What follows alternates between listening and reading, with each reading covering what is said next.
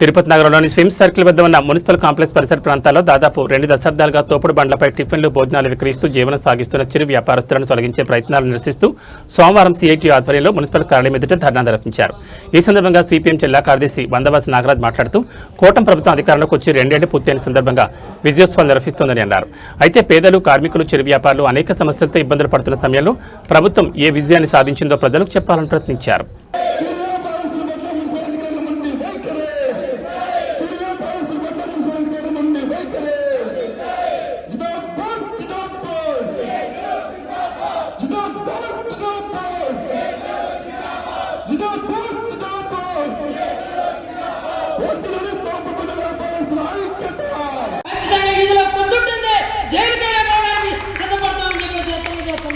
ఎందుకంటే మీరు చూసారు ఇక్కడ అలిపిరి దగ్గర తీసేస్తుంటే పోలీసులను అరెస్ట్ చేస్తే లెక్క చేయకుండా పోలీస్ స్టేషన్ మీద దాన్ని కాపాడడం కోసం ప్రయత్నం చేశారు. కాబట్టి మేము ఒకటే కోరుతున్నాం, ఖచ్చితంగా ఇటువంటి ఆకర్షణ మీద ఒక్కరి మీద ఏ బండా ఖచ్చితంగా అందరూ ఏకమైపోయి అందరూ సెంటర్ ఇచ్చి నాయకులు ఇచ్చారు. రేపు బండ్లన్నీ తీసుకోవాల్సి వస్తుంది, మొత్తం వ్యాపారాలను కూడా ఇక్కడ తీసుకొచ్చి పట్టాల్సి వస్తుంది. ఆ దుర్గతి పట్టకుండా ఈ మున్సిపల్ అధికారులు కలబెట్టుకోవాలని చెప్పేసి నేను చెప్తున్నాను. రేపు జరిగే సభలో ముఖ్యమంత్రి గారు పవన్ కళ్యాణ్ గారు ప్రకటించాలి, ఆకర్ష జోలికి పోవద్దు అని చెప్పి తిరుపతిలో సభలో వాళ్ళు చెప్పకపోతే వాళ్ళు కూడా మనకి ద్రోహం చేసినట్టు అవుతుంది తప్ప ఇంకొకటి కాదు. వాళ్ళ ఎమ్మెల్యే గారు ప్రకటించాలి, ఎమ్మెల్యే గారు వెంటనే దీనికి ప్రకటించి దీన్ని అడ్డుకోవాల్సిన అవసరం ఉంది, లేకపోతే మీ పాత్ర కూడా ఉంది దీంతో చెప్పి మేము చెప్పాల్సి వస్తుంది. ఆ పక్కనే ఉన్న సుగుణమ్మ గారు పక్కనే గత ఎక్స్ ఎమ్మెల్యే వాళ్ళ భర్త ఎమ్మెల్యే ఆమె ఈరోజు జోక్యం చేసుకోవాల్సిన అవసరం ఉంది. ఆమె బ్యూటిఫికేషన్ కార్పొరేషన్ చైర్మన్, అందానికి చైర్మన్, అందంగా రూపొందించడానికి చైర్మన్. ఆమె ఏమన్నా మా బతుకుతున్నదే మాకేడా ఇది కనీసం మగానికి నీళ్లు దొరికే అవకాశం కూడా లేకుండా ఉంది తల్లి. కాబట్టి నువ్వు చూసి ఈ బతుకులు కాపాడమని చెప్పేసి నేను కోరుతున్నా. అమిత్ షా గారు చెప్తున్నా, ఇప్పుడు మన వాళ్ళందరూ చెప్పారు స్వచ్ఛంగా ఉండాలా, స్వచ్ఛ పరిస్థితి రావాలని చెప్పేసి.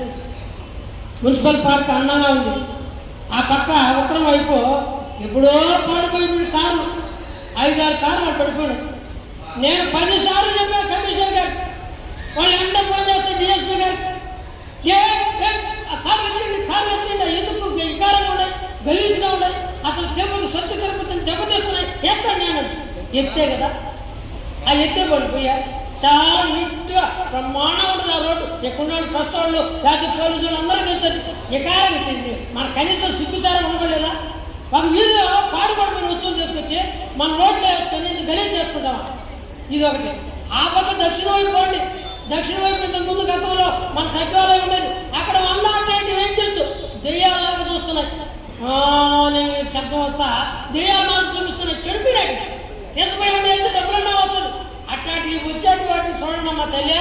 ఏదో వ్యాపారస్తులు శుభ్రంగా ప్రజలకి, ఉద్యోగులకి, లేకపోతే చిన్న యాత్రికులకి సేవ చేస్తున్న వాళ్ళకి ఆ రోడ్లో వస్తారు. వాళ్ళకి ఎవరు చెప్పేవాళ్ళు ఉన్నాడు, ఏమన్నా వాలంటీర్లు పెట్టావా, మనోళ్ళు చదువుతారు నాయన పండగట్టి పోవాలి అన్న ఎదురుగా ఉండమ్మా, అక్కడ వస్తుంది అక్కడ వస్తుంది. తెలియకపోతే వీళ్ళు ఒక సివిల్ పోలీసు లాగా వాళ్ళు సేవ చేస్తా, వాళ్ళకి పంపిస్తా, వాళ్ళకి కావాల్సింది అందిస్తూ ఉంటే వీళ్ళని ఈరోజు మీరు వేధిస్తారా, వీళ్ళకి ఇబ్బందులు పెడతారా? ఇది తగదు, ఇది సరైనది కాదు. ఖచ్చితంగా మేము చెప్తున్నాం, కష్టజీవుల పార్టీగా సిపిఎంగా. మొన్న బీజేపీ వాళ్ళు కలకత్తా నగరంలో హౌరా స్టేషన్ దగ్గర ప్రయత్నం చేస్తే 1000 మంది దిగ్బంధనం చేసి దిమ్మదిరిగేట్టుగా బీజేపీకి బుద్ధి చెప్పిన పరిస్థితి చూసాం. బాంబేలో మొత్తం కూడా ఆకర్షణ ఏకమై ఈ చట్టం తేవడానికి అప్పటితో పోరాటం చేశారు. అందువల్ల ఆకర్షణ అలుసుగా చూస్తే కడుపు మాననంత వరకే మా కడుపు కొట్టేదానికి సిద్ధపడితే మొత్తం కూడా దిగ్బంధనం చేస్తాం, ఇక్కడ పని చేయకుండా అడ్డుకుంటాం. ఈ రకమైన మా ఇబ్బందులకి, మా కడుపులకి ఇబ్బంది వస్తే ఖచ్చితంగా అడ్డుకుంటామని చెప్తున్నాం. మా పిల్లలు ఎక్కడ చదువుతున్నాయినా? మీ పిల్లలు ఏమన్నా గవర్నమెంట్ స్కూల్లో చదువుతారా? మా పిల్లలు గవర్నమెంట్ స్కూల్లో చదువుతారు. ఈ ప్రభుత్వ ఉద్యోగులు ఉండడానికి కారణం అవుతుంది ఆకర్ష పిల్లలు. మీ పిల్లలేమో శ్రీ చైతన్య నారాయణ కార్పొరేట్లో చదివించుకొని వాళ్ళ కోట్లు కట్టుబడుతున్నారు. మీరా ప్రభుత్వానికి సహాయం చేసి మేము చేస్తున్నాం. ఈరోజు ప్రభుత్వ టీచర్లు ఉన్నారంటే, టీడీపీ టీచర్లు ఉన్నారంటే, మున్సిపల్ టీచర్లు ఉన్నారంటే ఆకర్ష బిడ్డలు అక్కడ పోయి చదువుతున్నారు. కాబట్టి ఈరోజు పేదల బిడ్డలు అక్కడ చదువుతున్నారు కాబట్టి అవన్నీ ఉన్నాయి. మీలాగా మాకు అంత డబ్బులు లేదు కాబట్టి మా పిల్లల్ని చదువు వచ్చినా రాకపోయినా చిన్న ఏదో ఒకటి పెట్టుకొని అయినా మెరుగైన ఫలితాలు సాధిస్తూ మా పిల్లలు ఉన్నారు. అందువల్ల నేను ఒకటి హెచ్చరిక చేస్తున్నా, ఖచ్చితంగా మీరు మీ పద్ధతి మార్చుకోవాలి. పేదలకు అన్యాయం చేసే పద్ధతి లేకుండా ఖచ్చితంగా పేదలకు న్యాయం చేయండి.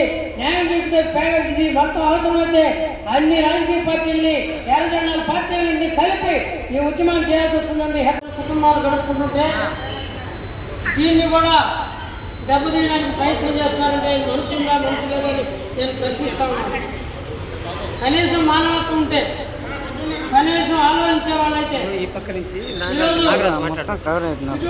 చిన్న వ్యాపారాలు చేసుకునే వాళ్ళకి మేము లోన్లు ఇచ్చి, ముద్రా లోన్లు అన్నారు, ముద్రా లోన్లు ఇచ్చి